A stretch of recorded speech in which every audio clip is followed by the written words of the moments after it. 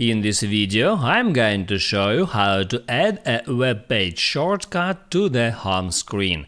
That is quite simple and easy to do, so let's begin.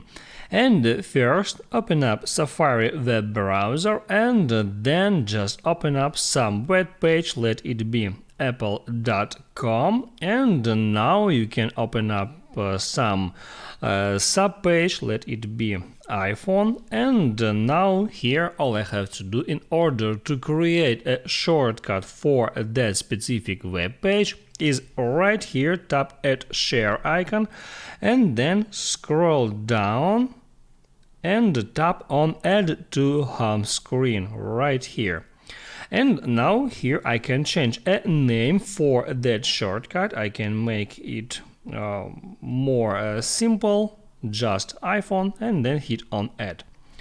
Now there, as you can see, I got new shortcut that I have just created, and in any time I can tap on that shortcut to open up that web page. I hope this helps you guys, so don't forget to like and subscribe.